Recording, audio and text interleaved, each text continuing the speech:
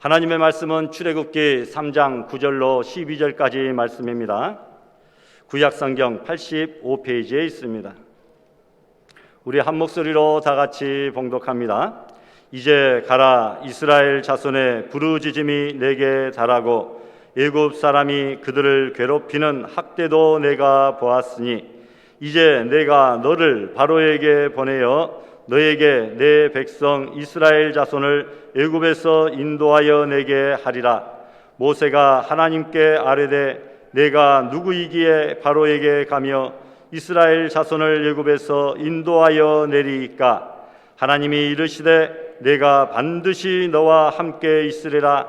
내가 그 백성을 애굽에서 인도하여 낸 후에 너희가 이 산에서 하나님을 섬기리니 이것이 내가 너를 보낸 증거니라. 아멘.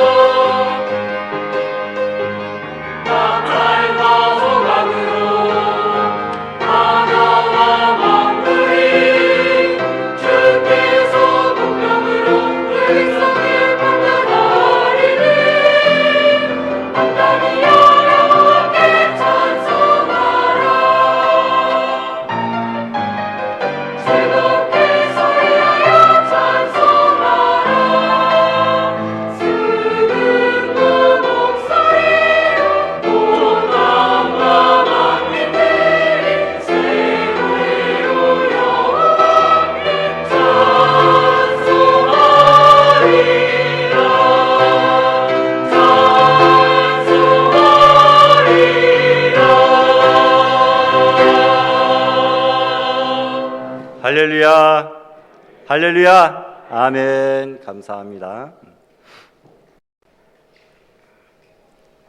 새해 들어 두 번째 복된 주일을 맞이합니다.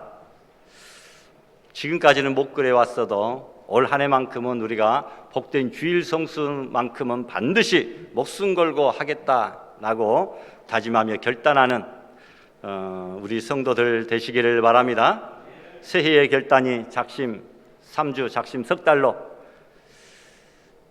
끝나지 아니하도록 더욱더 충성하며 헌신을 다짐하는 귀한 이 예배 시간이 될 수 있기를 다시 한번 부탁합니다.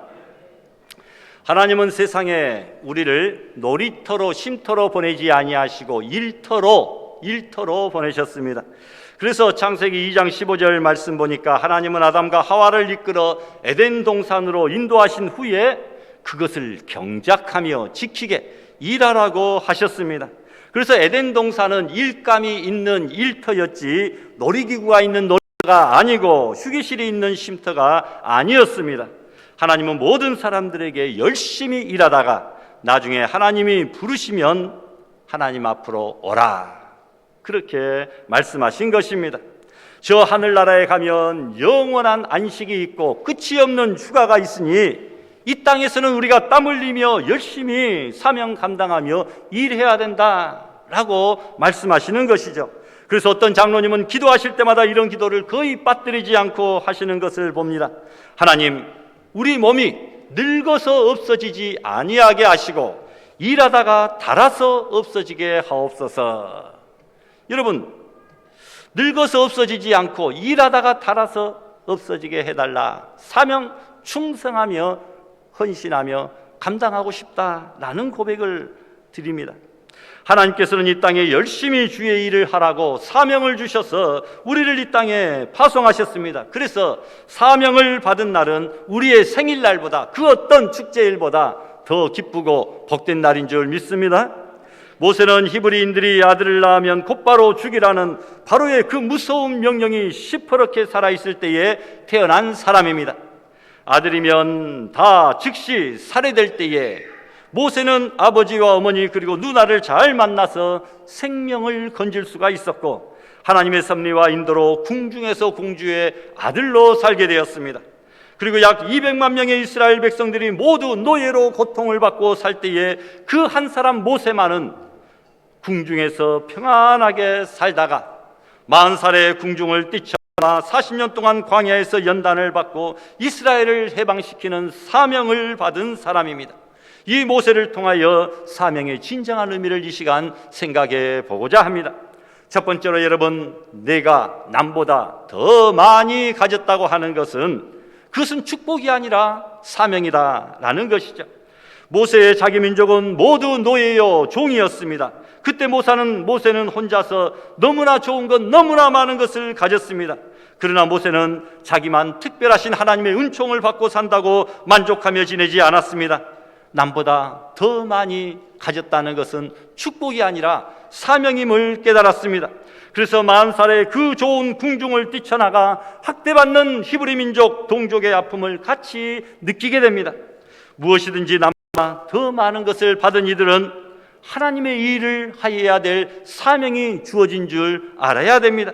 남보다 지혜가 많습니까? 그 지혜로 하나님의 일을 감당해야 됩니다. 남보다 물질을 더 많이 가졌다면 그것을 가지고 하나님을 위하여, 다른 사람을 위하여 사용하라는 사명을 받은 것이죠. 남보다 건강을 더 많이 가졌다고 한다면 그 건강을 가지고 하나님을 위하여, 다른 사람을 위하여 사용하라, 이 하나님의 명령입니다. 따라서 여러분, 남보다 더 많은 재능과 달란트와 능력을 가진 것은 우리에게 축복이 아니라 사명임을 깨닫고 주의 일에 더욱더 힘쓰시기를 부탁합니다. 두 번째, 여러분, 남보다 아파하는 것은 고통이 아니라 이것도 역시 사명입니다. 하나님이 아픔을 주셨다. 이것은 원망할 거리가, 낙심거리가 아니라 사명이라는 것입니다. 그 아픔을 통하여 같은 아픔을 가진 사람들을 위로하고 사랑하라고 우리에게 아픔을 주신 것이죠. 세계에서 가장 영향력 있는 여인 중에 한 명으로 유명한 세계적인 토크쇼의 여왕이라 불리우는 오프라 윈프리가 있습니다. 과거 너무나 많은 아픔을 지니고 있는 그 여자입니다. 가난의 아픔입니다. 집이 없는 아픔입니다. 배고픈 아픔입니다. 가족으로부터 버림받은 아픔입니다. 성폭행의 아픔입니다. 혼혈의 아픔 등 말할 수 없는 아픔을 가지고 있는 여인입니다. 그래서 그는 자기와 같은 아픔을 가진 사람을 보면 그 아픔을 너무나 잘 알 수 있었고, 그 아픔에 공감하는 그 위로를 전함으로 많은 사람들이 솔직하고 진실된 발언에 공감을 하게 되었고, 그의 토크쇼 프로그램을 통하여 큰 위로를 받게 되었고, 그가 벌어들이는 수익금도 엄청난 것이었습니다. 여러분, 모세도 마찬가지입니다. 모세는 아들을 낳으면 죽여야만 하는 그 아픈 시절에 태어났습니다. 여인들이 임신하고 나면 하나님, 제게 아들이 아니라 딸을 주시옵소서, 이렇게 기도하는 아픔의 시절에 태어났습니다. 그런데 모세는 죽지 않고 살았습니다. 그때 모세는 혼자만 살아났다고, 하나님의 특별한 은혜를 받고 살아간다고 자부하지 않았습니다. 아픔을 가지고 있는 자기 백성과 함께 그 아픔을 같이 나누며 살기로 결심하고 궁중을 버렸습니다. 최상에서 최하로, 왕자에서 노예로, 왕자에서 살인자, 현상수배자, 도망자로 스스로 전락하였습니다. 백성과 아픔을 같이 나누기로 한 것이죠. 여러분, 내가 아픔을 가지고 있다고 하는 것은 남의 아픔을 나누어 가지라, 이 명령입니다. 하와이에서 비행기로 30분 정도 가면 나타나는 몰로카이 섬이 있습니다. 성자라 불리우는 다미엔이 나병 환자를 돌보다가 자기도 같이 나병 환자가 되어서 일생을 지내던 곳입니다. 저주받은 천형이라고 불리던 그 당시 문둥병 환자들이 정부의 강제 이주 정책에 따라 집단으로 거주한 저주의 그 섬에 다미엔 선교사는 복음을 전하는 사명을 가지고 단신으로 들어갑니다. 그러나 모든 사회와 국가와 이웃들과 심지어 가족들로부터도 소외당하고 외면당해온 대다수의 나병 환자들은 철저하게 그를 외면합니다. 다미엔이 전하는 복음을 받아들이지 아니하고 그의 사역을 거절하고 방해까지 합니다. 복음을 왜 받아들이지 아니하는지 그 이유를 잘 알고 있었던 그는 이렇게 기도하죠. 하나님, 저에게도 저 사람들과 똑같은 저 문둥병을 주시옵소서. 그래서 저도 그들의 고통과 아픔을 함께 누리면서 복음을 전하게 하옵소서. 모로코 섬에 들어간 지 6년째 되는 어느 날 차를 마시는데 그 뜨거운 물이 발등에 떨어졌음에도 불구하고 전혀 아픔도 느낌도 감각도 없었습니다. 바울에게도 그 나병이 덮쳐왔던 것입니다. 순간 다미에는 그 자리에 꿇어 엎드려 하나님께 감사합니다. 이제 나도 저 나병 환자 설교할 때에 여러분이라고 하지 아니하고 우리는이라고 설교할 수 있게 해주셔서 참으로 감사합니다. 이제는 당신들 문둥병자가 아니라 우리 문둥병자라고 말할 수 있게 해주셔서 참으로 감사합니다. 하나님, 이 나병을 주시니 감사합니다. 이 병을 가지고 제가 더 설교하고 복음 전파하는 데 힘쓰겠습니다. 그런 감사의 기도를 드렸다는 것입니다. 그래서 일평생 복음을 전하며 그들을 섬기다가 그곳에서 생을 마감합니다. 하나님께서 아픔을 주신 것은 이 아픔으로 동일한 아픔을 당한 사람들을 사랑하라고 하시는 하나님의 사명인 줄 믿습니다. 최수동 씨라고 하는 사람이 지금은 목사님이 되셨는데 사우디아라비아 사막에서 일하다가 두 다리가 잘리는 큰 사고를 당하였으나 구사일생으로 산 그가 선교회를 조직했는데 두 다리 선교회를 만들어서 다리가 없는 자들을 모아 복음을 전하며 섬기는 삶을 살게 됩니다. 그가 지은 노래, 복음송이 있습니다. 불 속에라도 들어가서라는 노래입니다. 죄악된 세상을 방황하다가 천국과 지옥도 나는 몰랐네. 때로 영죽을 험한 세상이 왜 그리 더러운지 이제 알았네. 불 속이라도 들어가서 세상에 널리 전하리 주의 사랑을 이라고 하는 이 노래, 여러분, 아픔은 사명인 줄 믿습니다. 미국에서 성장하는 10대 교회 중에 하나가 갤로웨이 목사님이 목회하시는 새소망교회입니다. 이 교회를 세운 데일 갤로웨이 목사님은 12년 동안 같이 살던 아내와 무언가 맞지 않아 이혼을 하게 됩니다. 그리고 이런 고민을 합니다. 과연 이혼한 사람이 복음적인 교회의 목사가 될 자격이 있는가? 물론 불가능한 것이죠. 우리 교단 총회법으로도 이혼한 사람은 목사직을, 성인직을 더 이상 감당할 수가 없도록 되어 있습니다. 한 아내의 남편이 되며 가정을 잘 다스리며 이런 자격 조건이 있는데 거기에 결격 사유가 되기 때문입니다. 그러나 그가 살고 있는 퍼시픽 노스웨스트는 미국에서 가장 세속적인 도시였습니다. 더구나 반 이상이 이혼한 사람들이었습니다. 그는 자기가 이혼한 것도 하나님의 섭리가 있다고 믿었습니다. 인간적으로 보면 도저히 인정할 수 없는 것이지만 그 이혼의 아픔을 가지고 있는 자기를 통하여 또 다른 이혼한 다른 사람들에게 복음을 효과적으로 줄 수 있다고 믿게 된 것이죠. 그래서 그는 이혼의 아픔을 가진 사람들에게 중점적으로 전도하여 교회 생활에서의 참된 행복감을 맛보게 만들고 서로 위로하고 사랑함으로써 그들의 모임을 작은 천국으로 만들어 나가기 시작했습니다. 그래서 이혼한 아픔을 당한 이들의 안식처를 만들어 주었습니다. 그 교회가 크게 부흥하고 성장했던 것입니다. 아픔을 주신 것은 같은 종류의 사람들에게 사랑하고 위로하라고 하시는 사명의 선물인 줄 믿습니다. 또한 시애틀에 살고 있는 프랭크 루프 박사는 23년간이나 관절염으로 고생했습니다. 그러다가 결국 건강관리에 실패하여 결국 불구자가 되고 말합니다. 건강을 잃어버리고 움직이지 못하니까 인생이 기울어져감을 느끼게 됩니다. 그러나 그런 인생을 새롭게 풍족하게 사는 비결 하나를 찾아냈습니다. 병상에 누워서 자기와 똑같은 그런 불구자들의 이름과 주소를 입수하기 시작하였습니다. 그리고 그들에게 다정한 편지를 보내기 시작합니다. 사랑이 담기고 용기를 주는 편지를 쓰기 시작합니다. 격려와 위로로 가득 찬 희망의 메시지였습니다. 이것이 시작이 되어 움직일 수 없는 불구자들이 서로 위로하며 편지를 보내는 협회가 구성되었습니다. 그는 마침내 침대에 누운 채 1년에 14,000통 이상의 편지를 쓰는 사람이 되었습니다. 방송에도 나갔습니다. 그야말로 수만 명을 사랑하는 유명인사가 되었습니다. 저도 선포하고 싶습니다. 어떤 사람도 그 어떤 누구라도 아무리 형편이 어려워도 처지가 낮아졌다 할지라도, 몸이 불구가 됐다 할지라도, 가정이 비록 파탄났다 할지라도, 어떤 위치에서라도 멋진 일을, 신앙 안에서 멋진 일을 할 수 있는 줄 믿습니다. 세 번째, 여러분, 남보다 가슴 설레이는 것은 망상이 아니라 사명입니다. 여러분, 그것만 생각하면 가슴 설레는 것, 바로 그것이 사명이죠. 그것만 생각하면 미치도록 좋은 것, 그것이 사명입니다. 여러분, 세소식관만 생각하면 미치도록 좋고, 전도하는 일만 생각하면 미치도록 좋고, 예배드리는 일만 생각하면 미치도록 좋고, 봉사하는 일, 여러분, 섬기는 이 일만 생각하면 미치도록 좋은 것, 바로 그것이 하나님께서 나에게 주신 사명인 줄 믿습니다. 여러분, 미치도록 좋은 일이 어떤 것입니까? 차범근 감독이 말했습니다. 나는 공을 찰 때는 공만 찾고 공을 차지 않을 때에는 공만 생각하였다. 공 찰 때는 공만 찾고 공 차지 않을 때에는 공만 생각했다. 공만 생각했다라는 것입니다.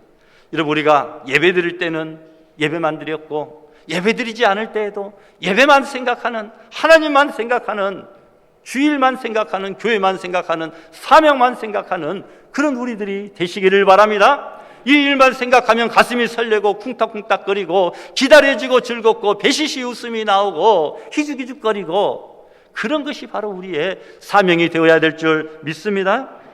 오프라 윈프리가 자기가 그렇게 불행하게 살아왔기에 자기 같은 불행한 아이들을 위하여 사는 것이 그렇게 맞습니다. 그래서 1년에 100억 정도 되는 돈을 그들을 위하여 사용하는 것이 그렇게 기쁠 수가 없었습니다. 아깝지가 않았습니다. 사생아, 혼혈아들만 생각하면 그들을 위하여 살고 싶어서 가슴이 설레었습니다. 가슴 설레임이 사명입니다. 모세도 마찬가지입니다. 모세가 40살에 궁중을 뛰쳐나간 것은 고통받는 자기 을 해방시켜야 되겠다고 하는 그 가슴 설레임이 있었기 때문입니다. 그래서 모세는 결국 그 가슴 설레는 그 일, 민족 해방의 출애굽의 사명을 완수할 수가 있었던 것입니다. 여러분, 빌립보서 2장에 너희 안에서 행하시는 이는 하나님이시니 자기의 기쁘신 뜻을 위하여 너희로 소원을 두고 행하게 하신다.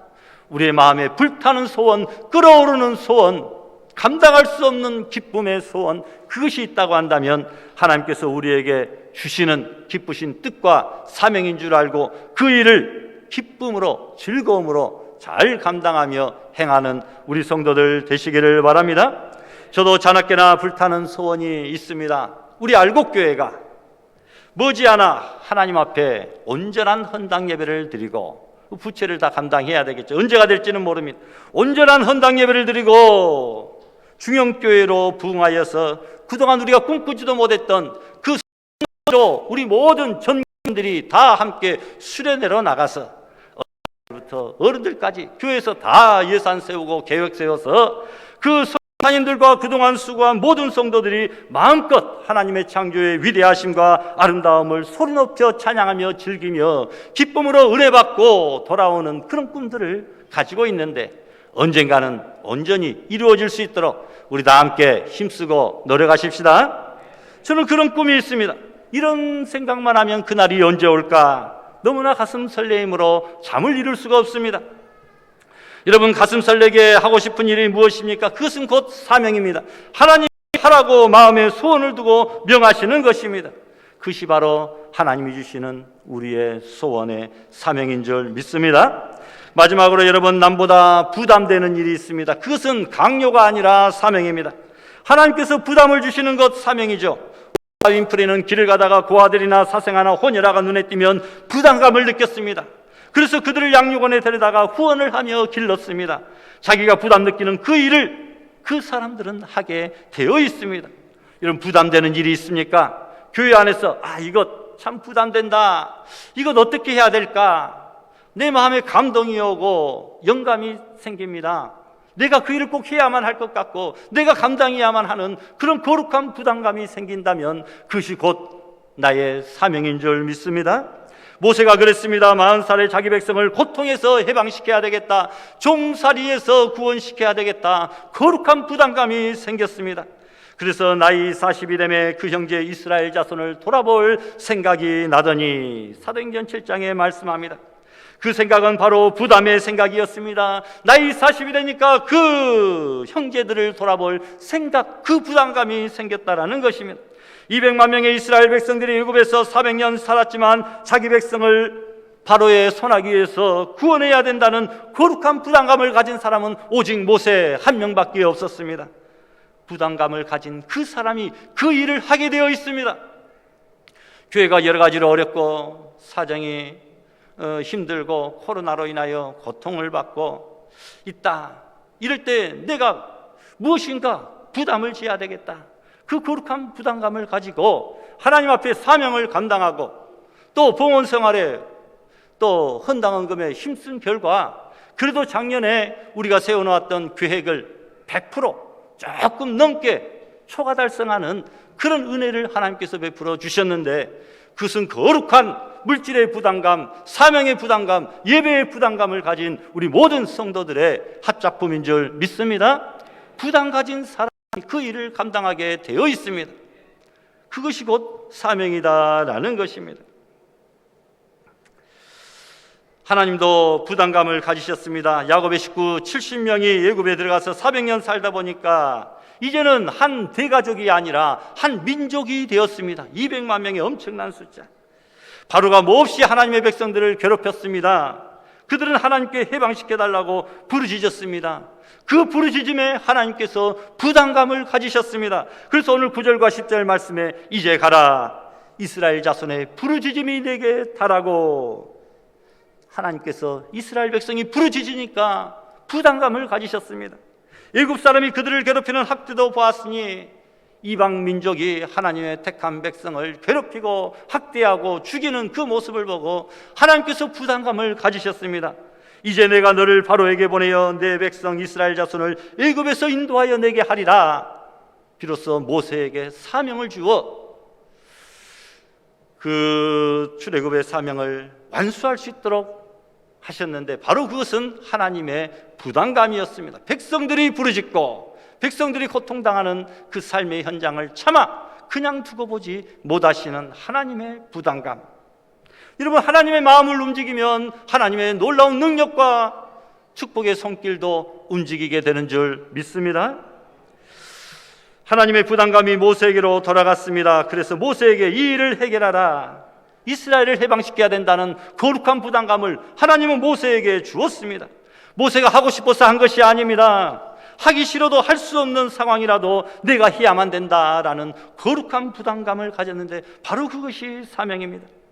세계를 정복한 알렉산더 왕 시절에 먼 나라를 정복하고 전리품으로 엄청나게 많은 금을 한 마차 가득 싣고 본국으로 돌아오고 있었습니다.